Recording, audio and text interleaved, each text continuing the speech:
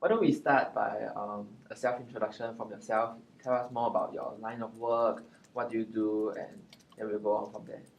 Cool. Okay, what I do is I've been in IT consulting for 20 over years. In my line of work, obviously, I have to deal with a lot of customers, different kinds, different industries. So what my role typically entails is I will take them from a journey, getting them from where they are to where they should be or where they want to be. Right? And many times the customers do not know where they, the way they should go. So we kind of interact with them, try to take them on a journey, and it takes a process. It's not like immediate and next day kind of thing. Usually it ranges from weeks to as long as even 2 years even. Yeah. Wow, so there's a lot of long-term relationship. Of course. Yeah, okay, cool. So today we'll be talking about integrative negotiation, which is as opposed to distributive. Yeah, so integrative negotiation is more about win-win situations and all, as compared to the other one, which is more like win-lose bargaining. That's why we decided to interview you, because we feel like you are in a position that's well suited to create win-win and mutual gain situation with your clients or your colleagues and whatnot. So what kind of negotiation do you usually have in your line of work? Negotiations tend to be either with a customer or with a partner. Right? It could be a partner supplying services to us, which we in turn package as a solution set to the customer, or it could be with the customer directly. But we all need to remember just one thing. In any situation, in any negotiation, you must remember WIIFM. What's in it for me? This is the question that everybody, whether it's me as a seller or the customer as a buyer, will always have in the back of their mind. What's in it for me? As long as you can get this, and the clearer you are to what's in it for the other party, the success of your negotiation will be much better. Do you have perhaps some examples that how you like using this concept theory that you angle your negotiation and it worked very well? I think a very common one will be about price, cost, value, right? So many times, my company, we're not the cheapest. We are a very large multinational company. Yeah. So our service fees tend to be on the higher end. But it's not just the cost itself, because many times, if customer were to compare us with, let's say, local players, in the market, definitely from a price perspective, we will be so much higher. But what we offer is value to the customer, right? Peace of mind and all that. So what's in it for the customer will be, Mr. Customer, I know you want to take this journey, right? How eager are you to be successful the first time you embark on this? Do you want to try, buying, I've done this myself, right? I've bought like what we call OEM or non-original parts. And in the end, if you look back, you actually spend more. If you had bought the original would have lasted, like one time, and you wouldn't have to buy it again. But because I was a cheapo, I bought like fake stuff or knockoffs. I tend to buy. I buy 2-3 times after that. At the fourth attempt, I give up and I buy the original. So what we do is with the customers, we have been there, we've done that. We have a global, kind of like experience with many clients that are similar to their nature. So we are able to handhold them and bring them there. Yeah. So what's in it for the customer is peace of mind, number one, quality of service, and the speed to get to where they want to be. Right? Once they see that, then it's no longer about price. It's about what's the value and what's the price that they tie to that value they're going to get. Right? And so, I always tell people, if the negotiation is all about the dollars, it's the easiest thing to solve. Right? Dollars are the easiest things to solve. The more difficult things will be the non-dollar stuff. There will be like requirements that we, basically like a showstopper. Yeah.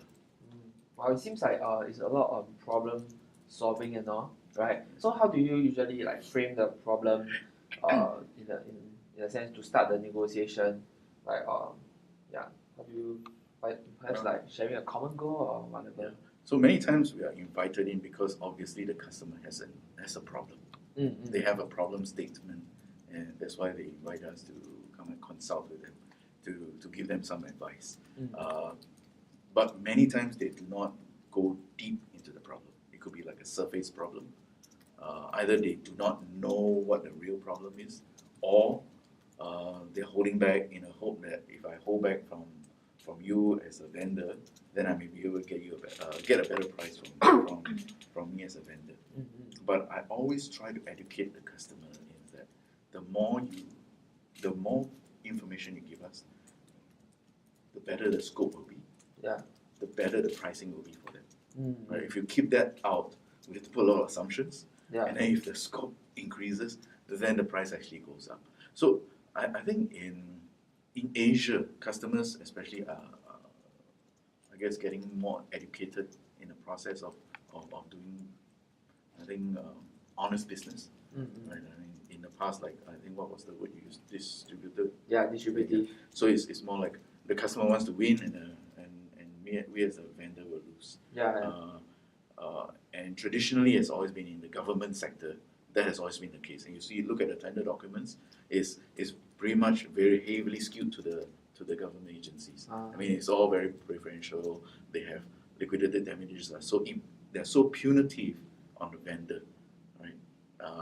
And it causes such a culture of some good companies that are not bidding because they're so fearful of being penalized by that. But thanks to the growing up, government agencies are changing, right? And of course, companies like banks and insurance companies, the FSIs we call them, they're on the leading edge of such things because they know about value, because they deal with monetary. To them, money is not the main thing; it's about the value that they give to their customers or to their stakeholders. Right? So pretty much it's really about identifying their problem, getting to the root of their problem, and then giving them a solution. And once you have a solution, price is usually not the most important thing. So how do you establish commonalities with those companies, or perhaps like if they're not so integrative, how do you make it more so? I think it multi-pronged. It cannot be like I do this and then it becomes integrative. Right? It's really about relationship. Right? In Asia especially, it's a lot of relationships. Guanxi, in China especially. It's about gaining the trust. In business, people buy from you because they trust you. Not because they buy a big brand because they trust the big brand. Right? Trust. It's the trust factor because what's in it for them again, right? What's in it for them is I need to buy something that I'm comfortable with, something that can actually take me to where I want to go safely. Right? So I suppose that you negotiate in your work, you deal with people from different countries, right? So perhaps how different are those people from different countries? Culturally, of course, there are differences. Different people from different countries with different cultural, upbringing. Right? People from the Western world tend to be, very process-driven. People from Asia tend to be more relationship-driven, right? But you cannot have all relationship and no process, or all process and no relationship. And that's where being an international and or global citizen, we like to say, is that you will need to be able to cognizant of all these moving parts and then putting it all together, so that when you offer the value to the end user or the stakeholders, that they see you as a whole package. That you are the not just one component of everything. Right? It's like when I buy you, I buy the whole package. So most of the time, do you have a long-term relationship with them, I suppose? Yes, definitely. And of course, my experience has been that there are times when I'm airdropped into some projects. They call these raid projects, or raid meaning the project was bleeding, right? Raid, right? Bleeding blood. So I'm airdropped in, and I rescue projects. Rescue projects not just from a financial perspective, but from a relationship perspective, right? Because the customer satisfaction score was very low, was like below passing when I was airdropped in. After I took over 1 year from that moment, the customer scores actually was highest across any of the customer accounts we ever had. Yeah. It all boils down to basically connecting. Yeah. Again, like my good mentor John Maxwell always says, many people communicate, or everybody communicates, very few connect. So we need to connect. Yeah. Even in like problem identification, we have to connect with the customer. What's really that thing that really hurts them or keeps them awake at night, right? We always like to ask the question, what keeps you awake at night, right? If it's a C-level executive, what keeps you awake at night? What is it that's bothering you that you cannot sleep, right? If we can solve that problem, we would have been able to make him sleep better. Okay. So that's how you are making more integrative. So with like all these, are there like certain expectations that come with the negotiations? Like perhaps they want things to be done a certain way or whatnot. Because everyone will have, again back to the thing, what's in it for them, right? They always want the best deal. Yeah. They always want to squeeze you and get the best deal. But as long as if upfront we can, be professional and nothing to hide, nothing to say, okay, my price, I want to trick you and charge you more along the way. No, nothing about that. When you start, negotiation doesn't start at contract signature. Negotiation starts way in the beginning. Yeah. When you actually identifying the problems. The preparation. Yes, because once you're there, when you set this principle up front, you tell the customer, I know what's you are looking for. There's something that's in it for you, and I as a profit making company, I have to make a profit for my company. Yeah. So there must be a certain margin that I need to make. Right? If not, then obviously there's no justification for us to actually proceed. So if we set that up front, it saves us a lot of time. Because truth be told, there are some customers that just cannot pay, right? And that's again one of those decisions that we will have to make. Where do we invest in the customer, or do we walk away from the deal? Because there's also a term called win fast, lose fast. That means you don't waste effort in pursuing deals that are not getting you anywhere. Wow. So how would you define a successful negotiation? I guess the definition of success is the customer gets what they want, the company gets what we want. Wow. Yeah, that's in the end. Basically, both of us meet the what's in it for me question. Yeah. Right. Wow, I like that. Yeah. Okay. So like there's this concept called like partner, so which is best alternative to a negotiated agreement. Or so how often do you have these such things and partners for yourself? Best alternatives. Of course, we usually will have a proposal, like what we call a base proposal, and then we have an options. Yeah. We have option this, option that. Typically, because the customer wants to be able to, I guess, modularize the services that they're buying, right, or the solutions that they're buying. So they say, can you break this down? Of course, we cannot be too granular on some things, but we can put, this is the base offer, this one is mandatory, and these are the optionals. And what we can do is we put a bundle discount. If you take all, then the bundle discount, it could be like 20% off. Right? If you take them all, it would have cost you $100K or $1 million.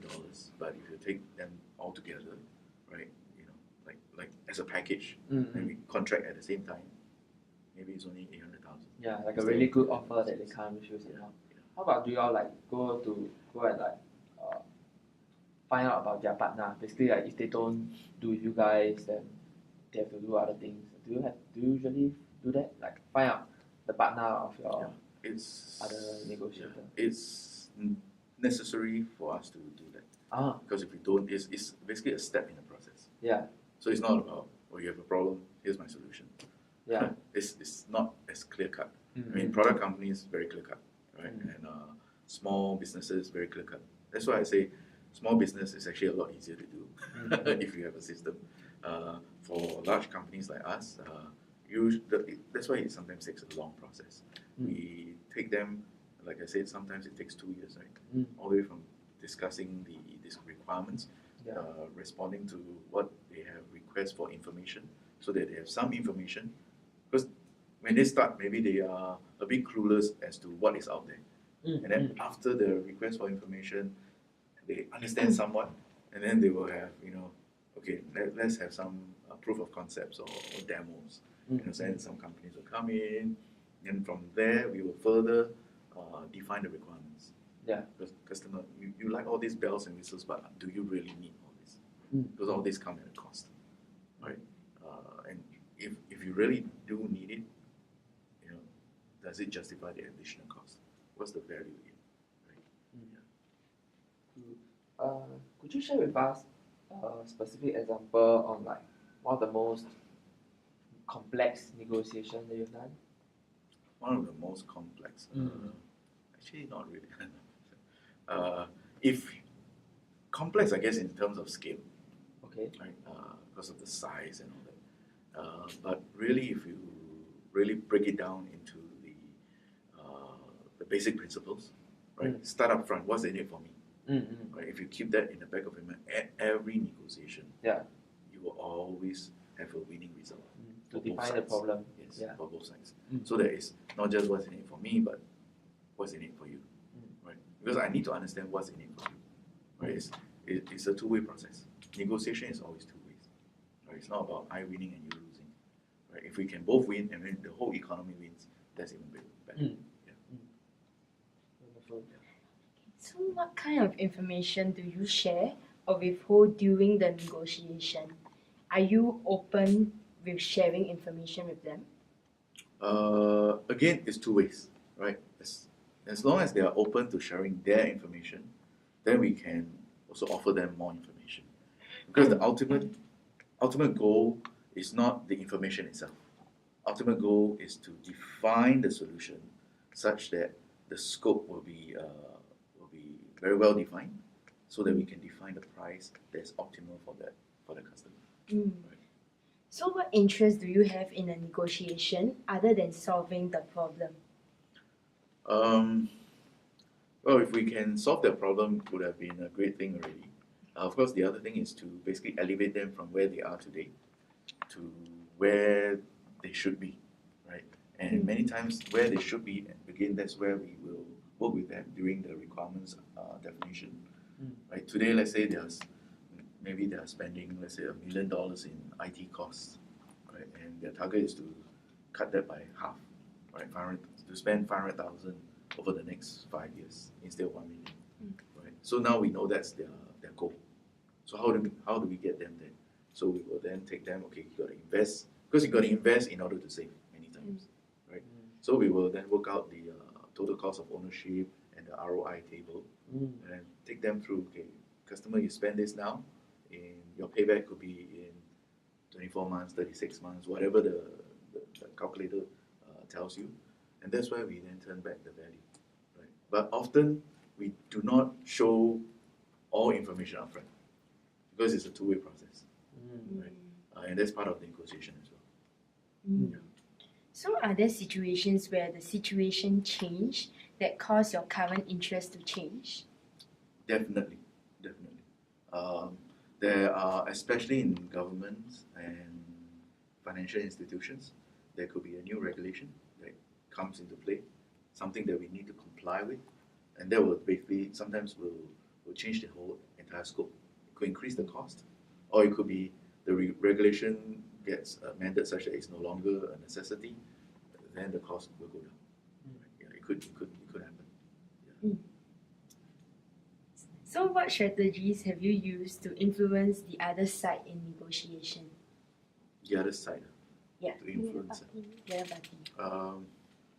party. Actually, it's about leading them. You must take the lead. You cannot be always. If you're the type that customer, what do you want, and then you do what the customer always asks you to do, then you're basically only a contractor. You're not a consultant. Wow. Right? I mean, we can get contractors to, okay, I want the wall to be here, and then these lights to be here and there. Right? I mean, they'll follow your instructions. They'll do it, and it's a commodity service. You just find the cheapest one that can do exactly what you want, and you just pay for them, right? Like a plumbing service and all that. But a consultant would be someone that says, Mr. Consultant, I have this room this size. Tell me what's the most ideal situation to put, right? It could be totally different from what is in your mind. Wow. But because the consultant, having the experience that he has, will be able to advise, okay, you know what? Customers like yours, they actually do it this way. So it basically kind of like we sometimes change the customer's paradigm as well. And when we do that early enough, the customers actually appreciate the value. Because it's like, oh, nobody else has told us that, right? And that sometimes could lengthen the process, but it could work in our favor because no one else has done it, or no one else has offered this advice. But because we've offered that value for them, right? Because in life, it's all about value creation. Yeah. Right? If you can create value, you can add value to someone else's life. That person will appreciate it. Right? It's not just about money. It's about adding value. So why is it important to understand the other side's needs in negotiation? Yeah, since we're talking about integrative distribution, integrative negotiation, right? Like we've really transited from like the old kind of distributive negotiation to how it is today. So like I mean like I think it's crucial because people have actually identified the need for like integrative negotiation. So like what do you think is important to understand like the other needs in this like negotiation process? Yeah, because if you don't understand the other person's needs, then you're basically only pushing your own desires onto the other party, right? It's what you want. But if I don't understand your need, then I do not understand what you want. Right? So if I understand what you want, then maybe I come to the table. I may have a preconceived idea of what you may want, but when I discuss that, I realize, this whatever I have in my mind may not be what's suitable for you. Then basically I do not present what I have in mind. Right? I will then talk to you, right? Discuss. Basically I try to understand you better. It's no different from any, let's say, a relationship, a human relationship, a husband and wife, a father and child kind of relationship. There's always that his needs, her needs, the child's needs, the parents' needs, that kind of thing, right? If this is it's like the basic building block, right? As long as what's the other person's needs, if you understand that early and understand that deeply enough, your value that you present later on will be so much more valuable. That's because like in this consulting line, right? So you're more or less trying to present your ideas to them to fit their interests and their needs. But are there any situations where like it happens when whatever you wanted to present, like you feel that this is the way or like the method that should be done, but then they feel otherwise. So how do you go around like reaching consensus in that situation? Yeah, I guess being a consultant, being consulting for 20 over years has helped me to realize that I must always be adaptable. There is no one way, right? The person who is flexible will never be broken. There's a saying, right? He who is flexible will never be broken. Because as long as you're flexible, you won't insist on like this is the way, otherwise you get frustrated. The customer gets frustrated because the customer keeps telling you, this is not what I want, right? Yeah. But because you've been like, if you no, this is how it works, right? This is how we've been doing it. You have to be adaptable, especially when we are dealing in a global economy, multinational economy today, where cultures are so diverse. The American way of doing things may not be the way that the Chinese or the Japanese would like to do it, right? And vice versa, right? And that's where we as Singaporeans actually we have that great gift in that we can sit in the middle and be the translators, not in language only, but translators of culture, translation of nuances in all this. Yeah. So have you negotiated with like certain difficult people? And how do you go around that? How do you deal with them? Difficult people are only a figment of our own imagination. In the beginning, it may be perceived as difficult people, but again, back to the thing where if we are able to convey to the other party that I'm here to understand what's in it for you, right? Once we help to articulate that, then the other party naturally, if it's a normal human being, should reciprocate and give you better information. right? Yeah. And of course, if you're really dealing with a really difficult customer, like really unreasonable, like beyond reason, then of course we can escalate, right?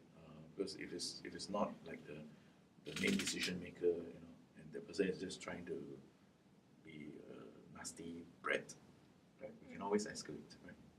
And that's also part of negotiations. Cool. How do you identify intangible factors that will, to other parties that might play a part to persuade them?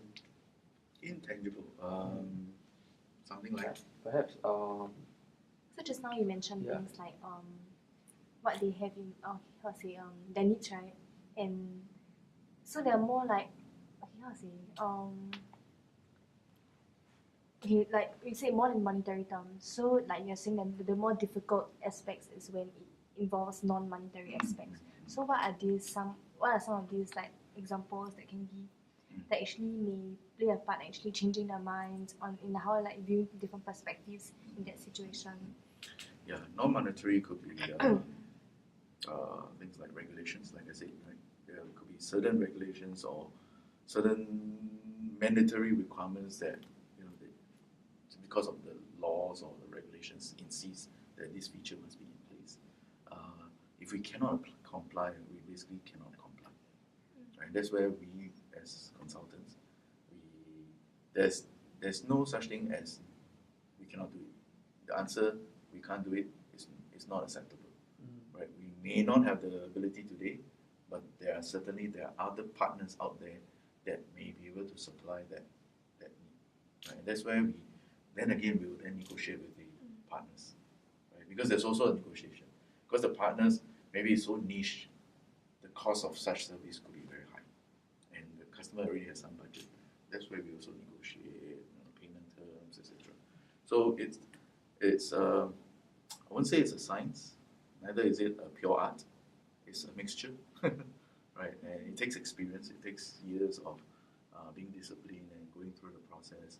So after this interview, you guys will go away. I wouldn't say that you immediately can be a consultant like us. It definitely takes time, but the best training ground is to take action, right? Make a few boo-boos along the way, then you learn from there. How do you actually come up with this like alternative solutions when like it's unlikely for a deal to be achieved between you and like your client or like the other party, let's just say? Yeah. I guess there are some situations where we realize that the deal is, what we say, unsalvageable, right? Either it could be third party, right? It could be political, it could be other things that could come into play. But remember that every person that you're dealing with is a human being on the other side, right? It's not company to company, right? If you only think about company to company, then it's a very short-term relationship, right?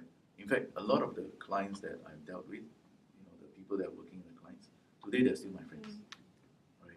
They will move to Taiwan, for example, and they know I'm in Taiwan. They will invite me and they buy me dinner, right? And what's amazing is that this friend, now friend, used to be a nasty customer in a sense, right?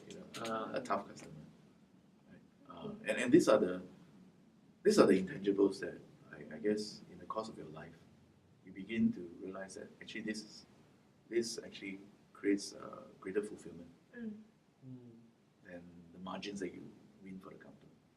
Connections, it's the connections. It's the value they add to another human being. What are some of the memorable creative solutions that you have created to reach a deal? I would say many times it's not just about me as a person. It's about getting a team, right? Because I have my strengths, I also have my weakness, right? It's not about being that perfect person in life. If we do not already know, we can never be that perfect person, right? It's about finding other people that are stronger in your weaknesses and coming and form a team. And when you work together as a team, a good book says there's wisdom in counsel, right? And when there are more minds working together, then there are basically more ideas, because you yourself because you have your baggage, your upbringing, your background, you can only think of so many things. But if you have friends, or other people they have put together as a team, you have more ideas on the table. And when there are more ideas on the table, there's obviously going to be more creativity in solving an issue. Basically, what we want to do is be problem solvers. Right? What's in it for them? Basically, solve that question for them. Right? And of course for us. And if we do that every time, we're going to have a win-win situation all the time. Wonderful. So how much of the negotiations they do are recorded on paper? Recorded on paper. Recorded or put on paper. Okay. The outcome of our negotiations will always be minuted. Right.